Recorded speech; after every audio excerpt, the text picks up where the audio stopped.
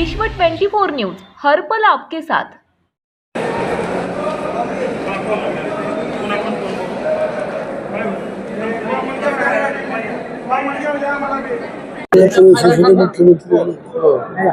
ह्या निवडणुकीमध्ये भारतीय जनता पक्ष कोणते विकासाचे मुद्दे उतरले?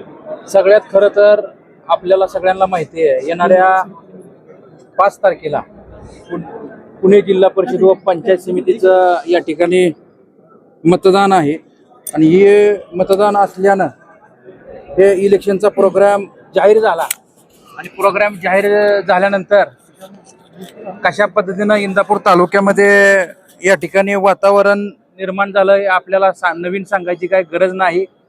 आत्ताच प्रदीपदादा गारटकर यांनी आपल्याला संबोधित केलं आणि भारतीय जनता पार्टीच्या वतीनं इंदापूर तालुक्यामधील जिल्हा परिषदेच्या सर्व जागा 8च्या 8 आणि पंचायत समितीच्या 16 जागा या आम्ही भारतीय जनता पार्टीच्या वतीनं लढत आहोत आणि त्याचं चिन्ह सुद्धा आपल्या सगळ्यांना माहिती आहे। त्याचं चिन्ह एक कमळ आणि सगळ्या कार्यकर्त्यांच्या आग्रहाखातर तुम्हाला मी आज सांगतो, इंदापूर तालुका हा स्वाभिमानी तालुका आहे।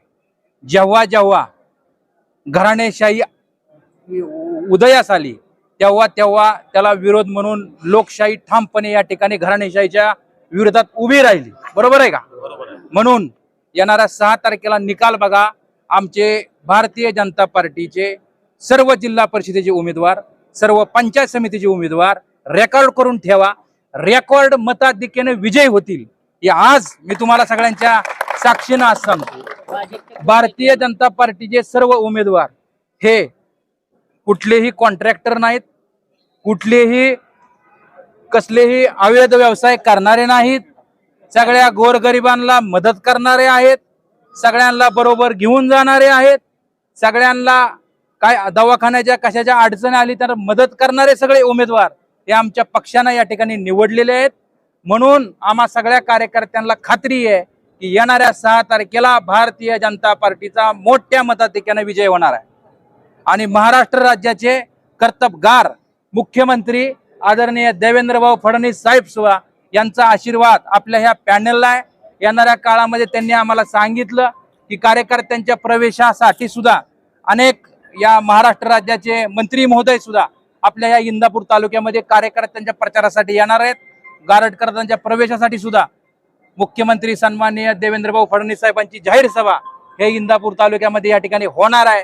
त्याचबरोबर मला आज आपल्याला आवर्जून दुसरी एक गोष्ट सांगायची आहे। आता जी कार्यकर्ते आमच्याकडं तुम्हाला माहिती करता सांगतो, सगळ्यात जास्त इच्छुकांची संख्या ही भारतीय जनता पार्टीमध्ये या ठिकाणी बांधवांना होती। त्यांच्याकडं कशा पद्धतीने त्यांनी उमेदवार केले, कशा पद्धतीनं ही केलं आणि हे इलेक्शन बांधवांनो कार्यकर्त्यांचं होतं, हे इलेक्शन कोणत्याही नेत्याचं नव्हतं। जेव्हा कार्यकर्त्यांचं इलेक्शन आलं तेव्हा सगळी बांधवांनो एक झाली आणि कशा पद्धतीनं काय केलं हे तुम्हाला सांगतो। अहो, जेव्हा कार्यकर्त्यांचं इलेक्शन असतं तेव्हा मैदानात येऊन आपण कार्यकर्त्यांसाठी लढलं पाहिजे, ह्या मताचा आम्ही सर्वजण या ठिकाणी बांधवांनो कार्यकर्ता आहे आणि ही शिकवण आम्हाला भारतीय जनता पार्टीने दिलेली आहे, लक्षात ठेवा। आणि आमच्या पॅनलमध्ये कुठलीही घराणेशाही नाही, कारण की आम्हाला वरिष्ठांपासूनच किंवा भारतीय जनता पार्टीचे संस्कारच आहेत की आपल्या कार्यकर्त्यांना घडवा, कार्यकर्त्यांना न्याय द्या आणि भ्रष्टाचार मुक्त काम निश्चित येणाऱ्या काळामध्ये पंचायती समितीसह जिल्हा परिषदेमध्ये बांधवांनो या ठिकाणी होणार आहे आणि जिल्हा परिषदेवरती सुद्धा येणाऱ्या काळामध्ये भारतीय जनता पार्टीचाच झेंडा या ठिकाणी बांधवांना फडकणार आहे, हे सुद्धा ठामपणे सांगतो। अहो, पंचायत समिती इंदापूर पंचायत समितीची काय अवस्था आहे, इथं सगळी लोक आहेत, घरकुलाची काय अवस्था आहे, घरकुलाचे हप्ते वेळेवर मिळतात का सांगा की? हा, मला सांगा, विहिरीचे हप्ते वेळेवर मिळतात का मला सांगा? एखाद्या दलित वस्ती अंतर्गत रस्ता जर दलित वस्तीतले रस्ते जर मंजूर केले असले तर ते रस्ते दुसरीकडे निधी वळवला जातो, खरं आहे का खोटं आहे? बघा, म्हणजे कुणालाही विचारा। आता इथल्या आमच्या इंदापूरमध्ये सुद्धा अनेक अंगणवाड्याला इमारती नाहीत, जिल्हा परिषद शाळेला वर्ग खोल्या नाहीत, कित्येक रस्तेचे कॉन्ट्रॅक्टर व्यवस्थित काम करत नाहीत।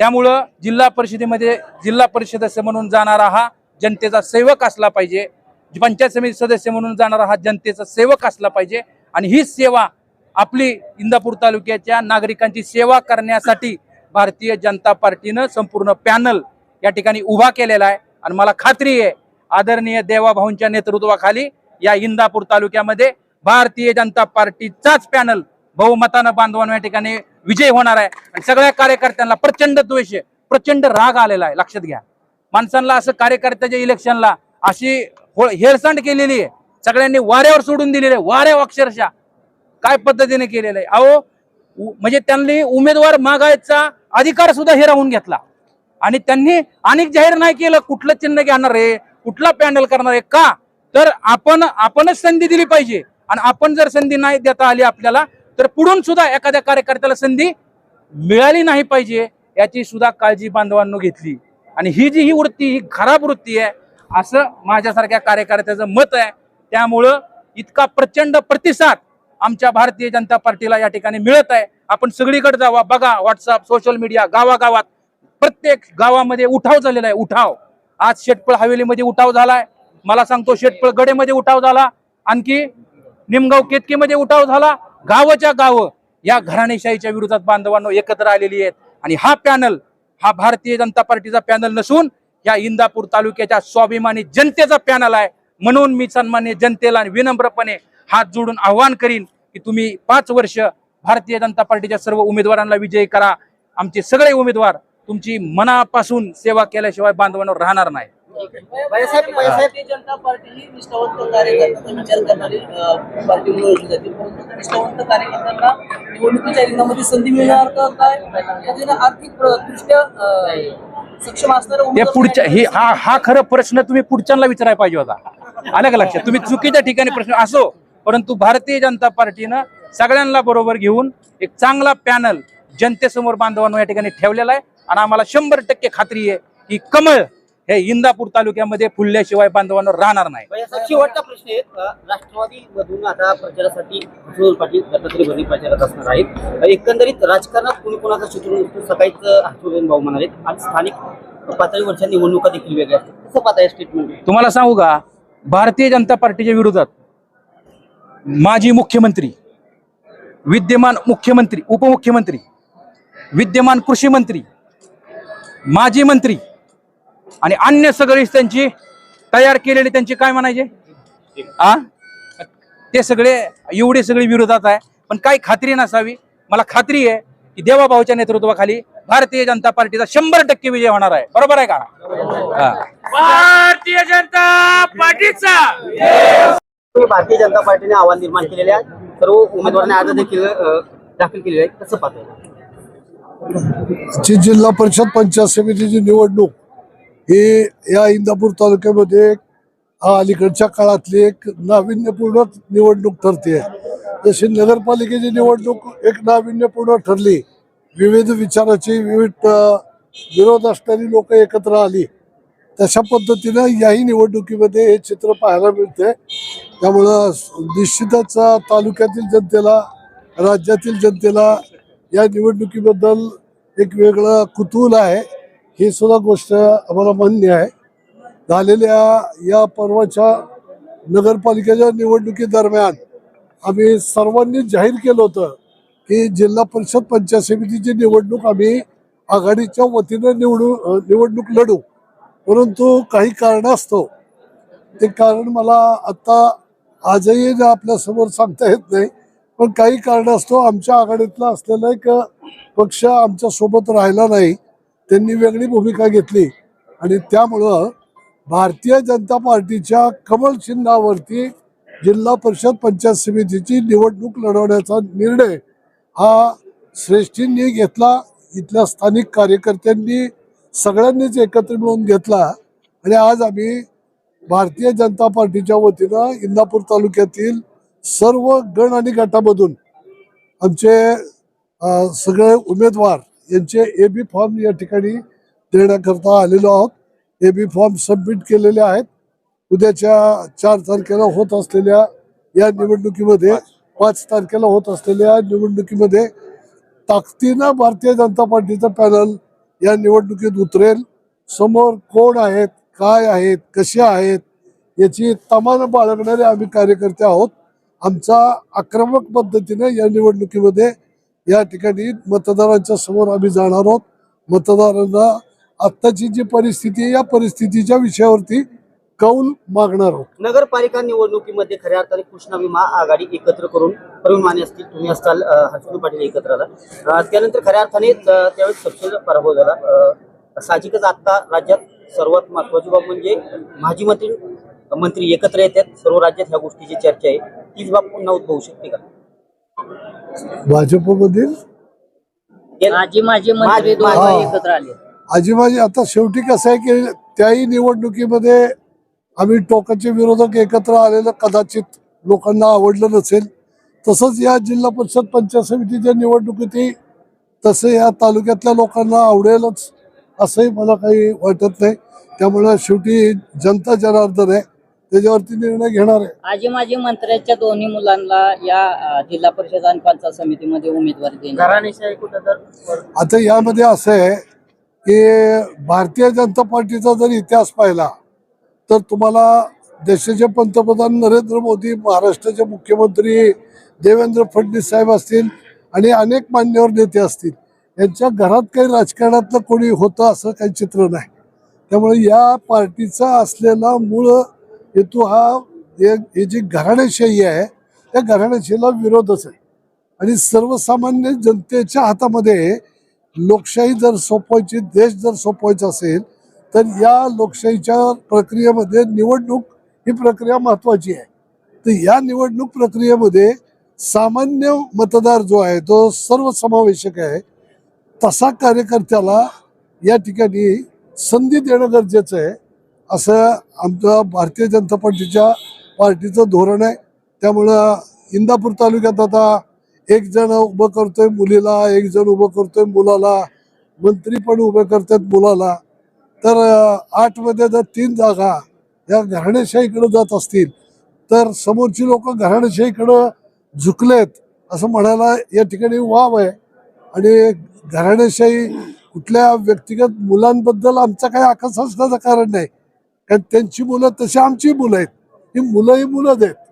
परंतु राजकारणामध्ये, सार्वजनिक जीवनामध्ये तुम्ही इतके कार्यकर्ते तुम्हाला मोठे करत असतात, 30-30, 40-40 वर्ष तुमच्यासाठी झटत असतात, तर त्यांच्यापैकी त्यांना बाजूला ठेवायचं आणि स्वतःच्या घरातल्या मुलाला उमेदवारी द्यायची, ही काय परिस्थिती बरोबर वाटत नाही. लोकांना ते पटेल असं मला काही वाटत नाही. दादा, आता तुम्ही जसं म्हणाला की काही अडचण होती ती मला सांगता येत नाही, ज्यामुळे आघाडी तुटली खरं. मात्र ज्यावेळी तुम्ही आणि हर्षवर्धन पाटील एकत्र होता, तुम्ही राष्ट्रवादी काँग्रेसवर तुटून पडत होता. आता हर्षवर्धन पाटील समोर आहेत, आता कसा आरोप करायचा एकमेकांवर?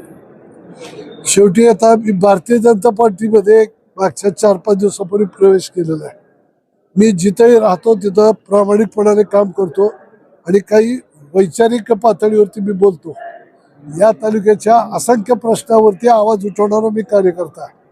या तालुक्यामध्ये मी जरी सत्ताधारी पक्षातून इथं काम करत होतो तर इथं काय काय उणिवा होत्या, किती लोकांचे किती प्रश्न होते याची जाण आणि जाणीव आम्हा सर्व लोकांना या ठिकाणी आहे.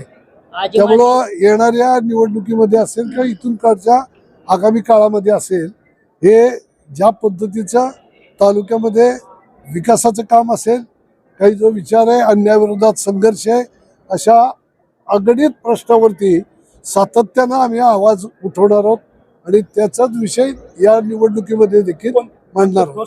कोणते घेऊन जाणार? पिण्याच्या पाण्याचा प्रश्न असेल, स्वच्छ पाणी असेल, शेतीच्या पाण्याचा प्रश्न असेल, तरुणांच्या हाताला काम असेल, एक आहे का तेच मुद्दे गुळगुळीत झालेले आहेत. काम सुटल्यापाहिजे, कामं कुठले झालेले नाही आहेत. त्यामुळं येणाऱ्या काळामध्ये आम्हाला अशा सगळ्या प्रश्नावरती ठोस भूमिका घेऊन ते जावं लागणार. 22 गावाचा पाण्याचा प्रश्न पुन्हा निवडणुकीत चर्चेत येणार, कारण प्रत्येक निवडणूक त्याच मुद्द्यावरती होती. 22 गावाचा प्रश्न आहे, तसं इतरही अनेक प्रश्न आहेत. या सगळ्या प्रश्नावरती आम्ही आमची भूमिका मांडत जाणारच आहोत. राष्ट्रवादी काँग्रेसचे तुम्ही जिल्हाध्यक्ष राहिला, आता सध्या स्थितीत जिल्ह्यामध्ये भारतीय जनता पार्टी विरुद्ध राष्ट्रवादी अशी एकूण लढत होत आहे. कसं चित्र पाहता, कारण तुमचा संपूर्ण जिल्ह्याचा अभ्यास आहे, सध्या स्थितीतली जी चुरस निर्माण झालेली आहे, कोणाचा झेंडा फडकेल काय वाटते तुम्हाला? 7 तारखेला येणाऱ्या काळामध्ये आपल्याला पाहायला मिळेल की ज्या पद्धतीनं इंदापूर तालुक्यात उठाव झाला, एक माझ्यासारखा एक कार्यकर्ता इथून स्वाभिमानानं बाहेर पडला, स्वाभिमानाने उभा राहिला, समाज मागे येतो असं माझा अनुभव आहे. तर इतर तालुक्यात सुद्धा असे स्वाभिमानी असंख्य कार्यकर्ते आहेत आणि हे सगळे जण बाहेर उद्या येतील. समजा काही लोक काही दिवस बाहेर नाही आले तर आतून मदत करतील. पण उद्याच्या पुणे जिल्हा परिषदेवरती भारतीय जनता पार्टीचा युतीचा झेंडा फडकलेला तुम्हाला पाहायला मिळेल. दादा, एक महत्त्वाचं म्हणणं, आज उमेदवारी जी आहे ते दाखल झाली, वेळ संपली, सगळं झालं. तुम्ही पक्षातून बाहेर पडला आणि ज्या पद्धतीने तुम्ही आव्हान दिलेलं आहे दत्तात्रय भरणेंना अर्थात राष्ट्रवादी काँग्रेसला, या निवडणुकीत त्यांच्या वाटातले किती मोहरे काढायला लागले? कारण आतापर्यंत उमेदवारातून बाहेर आले नाहीत. काय नेमकं चमत्कार दाखवलाय, काय झालंय? बरेच चेहरे काढायला लागले समजतं. कोण कोण ठोस चेहरे आहेत? असं आहे की अनेक कार्यकर्ते नाराज आहेत, ते त्यांच्या कार्यपद्धतीवरती नाराज आहेत. ते नाराजी उघडपणाने बोलून दाखवून बाहेर पडण्याचं सामर्थ्य कमी लोकांमध्ये असतं. त्यातले काही लोक समजा आमच्या बरोबर येतील आणि जे समजा आज नको पुढं बघू अशी भूमिका असणारे असंख्य कार्यकर्ते आहेत, ते नंतरच्या काळात येतील. पण या निवडणुकीत तुम्हाला मतदार बाकी चमत्कार केलेला, तुम्हाला मतदारांनी चमत्कार केलेला पाहायला मिळेल. अशा पद्धतीचं वातावरण मला स्वतःला या ठिकाणी फिरताना अनुभवायला मिळत आहे. दादा, खऱ्या अर्थाने लढत ही महायुती पक्षाची होती, राष्ट्रवादी असेल बीजेपी महायुती पक्षाची होती. टीका टिप्पणी ही टोकाची राहणार आहे का? कारण वरिष्ठ पातळीवरून वेळोवेळी सांगण्यात आले की ही टीका टिप्पणी टोकाची नसावी, कारण मैत्रीपूर्ण लढत. कशा पद्धतीची रणनीती असणार आहे? मैत्रीपूर्ण लढतच आहे ना, पण लढतीमध्ये असताना जी वस्तुस्थिती ती मांडायची नाही का, ती दडवायची. जी वस्तुस्थिती ती मांडली गेलीच पाहिजे. ह्या तालुक्यामध्ये काय असावं, काय नसावं, काय कमी काय जास्त, हे सगळ्या गोष्टी आम्हाला मांडाव्या लागणारच आहेत. कारण ग्रामीण भागातल्या वाडी वस्तीवरच्या मतदारांचं मतदान घ्यायचं आहे. जेव्हा त्यांचं मतदान घ्यायचं आहे तर त्यांच्या अडचणी देखील सोडवण्यासाठी प्रामाणिक प्रयत्न करावा लागेल. हर्षवर्धन पाटील म्हणतात आम्ही विकासाच्या मुद्द्यावरती निवडणूक लढवणार. हा दोघांनी आजी माझी सगळे सांगितलं की या निवडणुका सगळ्याच निवडणुका विकासाच्याच मुद्द्यावरती असतात. त्यांनी सांगितलं एक तरी पक्ष एक तरी नेता म्हणलाय का की आम्हाला विकासच करायचा नाही? शेवटचा प्रश्न, दत्तात्रय भरणे सकाळी म्हटले की हर्षवर्धन पाटील आणि मी एकत्र आल्यामुळं प्रचाराची देखील आवश्यकता आम्हाला भासणार नाही, कारण 24 आणि सर्व जिल्हा परिषद आमच्या जागा नाही. हे सगळा तालुका त्यांच्या दोघांच्याच हातात आहे, त्यामुळं ते कदाचित तसे म्हणले असतील. पण ते आता 5 तारखेला निकाल लागल्यावरती एकमेकावर सातत्याने भाषणामध्ये मलिदा गँग म्हणून आरोप एकमेक करत होते. आज ते स्वतः त्या पक्षाची युती केलेली आहे. त्याच्यानंतर ग्राउंड लेवलला जो सर्वसामान्य कार्यकर्ता आहे त्यांनी कसं कोणाकडे का त्यांच्या अपेक्षेला बंद झाला असं तरी वाटतं एकंदरीत पाहतात. हे जो काही आपल्याकडे हा शब्दप्रयोग नव्याने आता एक प्रस्थापित झाला आहे मलिदा गँग, तर कामं कॉन्ट्रॅक्ट घेणं, व्यक्तिगत स्वतःचा असलेला प्रपंच मोठा करणं अधिकार सगळ्यांना आहे. त्यामध्ये कुणी ते करू नये असं कुणी म्हणूच शकत नाही. परंतु ते करत असताना ते करायचं आणि राजकारणात त्याच्या आधारे दादागिरी करायची हे लोकांना पटत नाही. त्यामुळं आम्ही बाकी कुठल्या कॉन्ट्रॅक्टमध्ये कामात अडकलेली माणसं नाही. त्यामुळं आम्हाला काय त्याच्या मलिदा गँगचं घेणं देणं नाही. त्यामुळं जे चुकीचं आहे त्याच्यावरती प्रहार हा केल्याशिवाय आम्ही राहणार नाही.